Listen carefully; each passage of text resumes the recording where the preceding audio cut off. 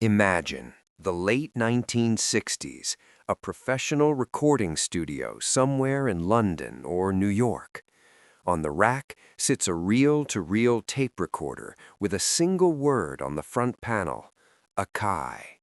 The sound engineer presses play, and the tape begins to glide between the heads with almost surgical precision. No noise, no distortion, only music, clean, dense, alive. Back then, engineers knew if that name was written on the deck, everything would be fine. But few of them suspected that 20 years later, this Japanese company would literally change the way all popular music on the planet is created. Not improve it, not optimize it, change it from the ground up forever.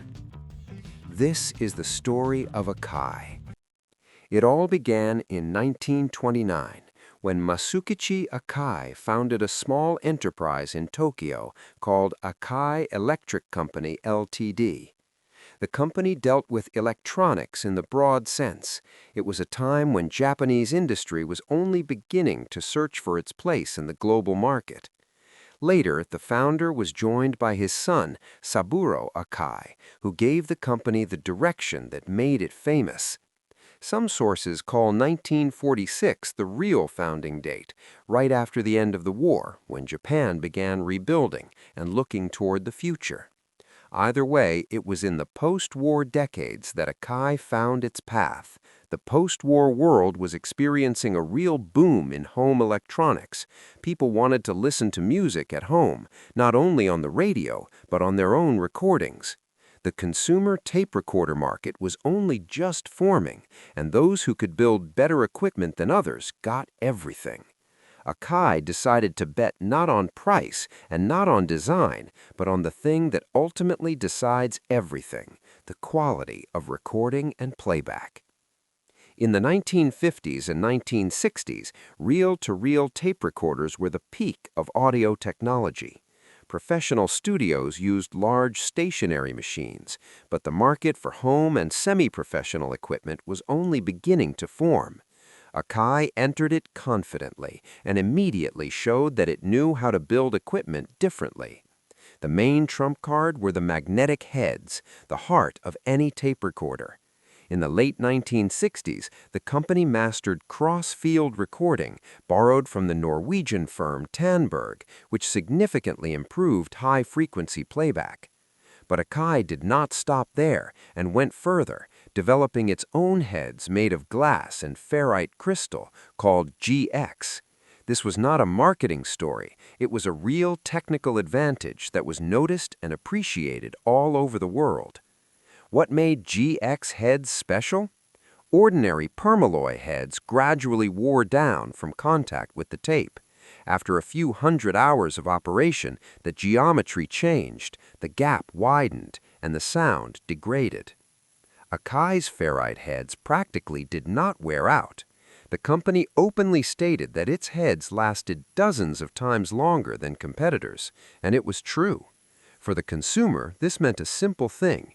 You bought an Akai tape recorder once and forgot about problems for a decade ahead. The reputation for reliability became the foundation of the brand. Based on this technology, Akai built tape recorders that became legends.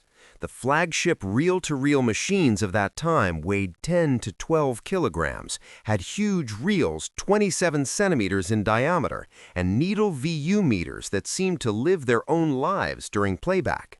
Watching a working Akai GX 747 was almost a meditative experience. Smoothly rotating reels, gently swaying needles, the soft glow of the indicators. It was equipment you wanted not only to listen to, but simply to have in the room. It's no coincidence that many owners displayed their Akai machines in a visible place, not hidden in a rack, but placed on an open shelf as an interior object. Japanese quality, German seriousness, and all of it made in Tokyo. A separate chapter is cassette decks. When Philips introduced the compact cassette in the late 1960s, many professionals reacted skeptically. A small plastic box with a narrow tape? What kind of quality could that possibly deliver? Akai accepted the challenge. By applying the same principles to cassette decks, high-quality heads, a precise tape transport mechanism, professional electronics, the company achieved what seemed impossible, a cassette deck that truly sounded good. 3 head designs with separate recording and playback heads allowed engineers to monitor recording quality in real time. Audiophiles who once looked down on cassettes began to reconsider their beliefs. Akai proved it's not about the format, but about how you approach it. In the United States, many Akai products were sold under the name Roberts. An American distributor changed the badges, but the equipment remained Japanese. In Europe, the Tensai brand operated, and in Japan, there was the A&D brand created together with Mitsubishi Electric. This flexibility showed the maturity of the company. Akai understood that the global market required a local approach and knew how to adapt without losing its essence. Equipment with any name on the front panel still remained Akai inside. By the early 1980s, the company produced a full range of home audio equipment: amplifiers, tuners, speaker systems, turntables, all under the same banner of quality as its tape recorders. Akai built systems in which every component worked perfectly with the others, attracting buyers who didn't want to assemble equipment piece by piece from different brands, but preferred to buy everything at once and be confident in the result. At the time, this was a valuable proposition, and Akai used it skillfully. But all of that is just the backstory, because the main chapter in Akai's history began in 1984, and it changed music forever. That year, a separate division was created within Akai Electric, Akai Professional. The task was formulated simply and ambitiously to give musicians tools for creating new music. Not to copy what Roland, Yamaha, or Korg were already doing, to go their own way, into places where no one had gone yet. The first product was a multi-track recorder on a special cassette medium, a crazy idea for its time, recording 12 tracks onto something resembling a videotape. But it worked.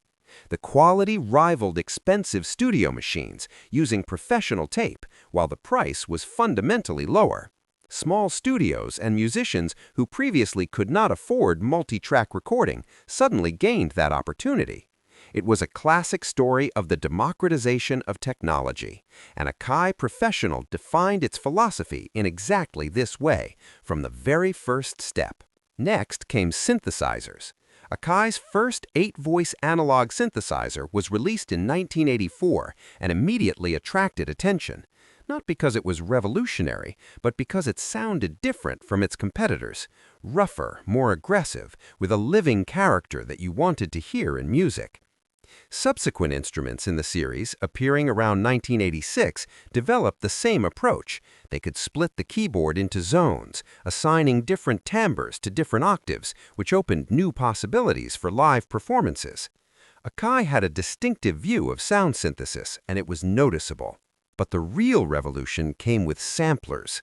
The idea of sampling itself, recording a real sound and then reproducing it at different pitches from a keyboard, existed before, but professional samplers cost as much as a car. In 1985, Akai Professional released its first sampler in an affordable price segment in a standard rack format.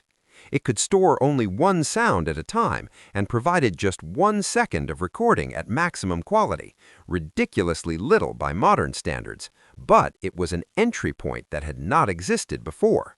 A musician without a studio budget could now take the sound of a live instrument and play it from a keyboard. The door had opened. A year later, a full professional version appeared with 12-bit resolution and 6 simultaneous samples. Studios began to seriously look towards Akai.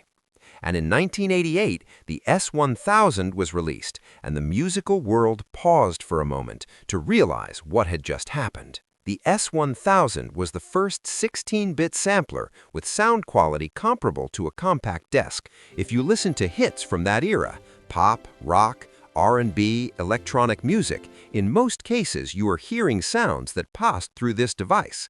The sampler series continued to evolve. Each new generation added memory, expanded capabilities, and lowered the entry point. But the fundamental contribution was made with the S1000, the moment when digital sampling stopped being the privilege of wealthy studios and became a tool for everyone. It is hard to overestimate how much this changed music. Entire genres, hip-hop, house, jungle, drum and bass, are built on sampling, and a significant part of that history passed through Akai equipment. And yet, not even the sampler became the most important product of Akai Professional. That product was the MPC. 1987. Roger Lynn, the creator of legendary drum machines heard on countless hits of the 1980s, comes to Akai with an idea. He wants to create a machine that combines a multi-track programmer, a MIDI sequencer, and a sampler in a single unit. It was a medium-sized box with 16 rubber pads on the right side and a sequencer display on the left. It looked serious and slightly intimidating. But as soon as you pressed the first pad, everything became clear instantly. The sound was alive and immediate. You could record any sample, assign it to a pad, and start tapping out a rhythm with your hands, just like on drums, but with absolutely any sound you could imagine. Hip-hop embraced the MPC as its own. DJ culture, New York producers, underground studios in the basements of Brooklyn and South Los Angeles, they all worked on the Akai MPC. Jay Dilla created beats on it with intentionally human imperfections, slightly late, slightly ahead of the grid, alive in a way that no programmed sequencer ever is. Music schools still study his work as a separate discipline. Dr. Dre built the soundtrack of the West Coast rap era on the MPC. What made the MPC so special from a technical point of view? The key was not only the sensitivity of the pads, although it was exceptional. More important was how the machine handled time. The MPC sequencer worked with a resolution that allowed it to capture the finest nuances of performance and at the same time correct them just enough for the musician's needs. Meanwhile, Akai Electric itself was actively expanding beyond audio in the 1980s. The company began producing video recorders, and here too it made its mark with an original solution. One of its VHS recorders, released in the early 1980s, became the first device in the world with an on-screen menu. Before this invention, to program a recording or check the counter, you had to physically approach the device and look at its display. The new Akai displayed all information directly on the television screen. You could control recording without getting up from the couch. By the end of the 1980s, Akai had become a huge corporation. Tape recorders, cassette decks, amplifiers, tuners, speakers, video equipment, musical instruments, all under one roof, all with the reputation of a serious Japanese manufacturer. At its peak, the company had 100,000 employees worldwide, an annual revenue of several $billion. It was a true giant, one of those Japanese electronics conglomerates that in the 1980s seemed invincible. But in 1991, the company began shutting down its consumer audio division. After decades of working in home electronics, Akai essentially left that market. Competition had intensified, margins were falling, and management decided to focus on other segments. The very cassette decks and reel-to-reel tape recorders that had made the Akai name famous became things of the past. For many lovers of analog sound, it was a moment of loss. A brand they had trusted for decades quietly left their world. Meanwhile, behind the scenes, a story was unfolding that would end in catastrophe. In the 1990s, Akai Holdings, under Chairman James Ting, turned into a complex structure with offices around the world, subsidiaries, cross-ownership arrangements, and financial statements that few people fully understood. The stock price rose, reports looked brilliant, journalists wrote about a Japanese corporate miracle. In November 2000, the company filed for bankruptcy, announcing debts of $1.1 billion. The investigation revealed something frightening. For many years, Ting had been systematically siphoning money out of the company, moving it into structures he personally controlled. According to investigators, the amount stolen exceeded $800 million. Auditors from Ernst & Young, who were supposed to notice this, had been falsifying documents since 1994. In 2005, Ting was convicted of fraud. Ernst & Young paid $200 million as part of a settlement. The Akai brand passed to the Hong Kong company Grande Holdings, and today appears on refrigerators, air conditioners, and smartphones that have nothing to do with what this company once was. It's a little sad, a great name attached to ordinary household goods, but that is the fate of many brands that outlived their creators. Akai Professional, however, survived. Back in 1999, a year before the collapse, the music division managed to spin off into a separate structure. It went through its own bankruptcy in 2005, was acquired, and ultimately became part of the In Music Group, together with other respected names in the world of music equipment. Akai Professional is alive, releasing new generations of MPCs and MIDI controllers, and its products stand in studios all over the world. By 2025, the MPC lineup includes several current models, standalone devices with touchscreens, powerful processors, and cloud features. But the pads are still the same, and the idea is still the same. So what is Akai in the end? It's a company that changed the sound of an era twice. First, by giving professionals recording tools that sounded better than anything that came before them. Then, by giving musicians the ability to create sounds that never existed in nature before.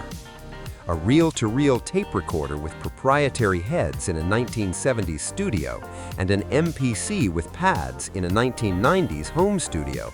These are two different worlds, but behind them stands the same name and the same idea.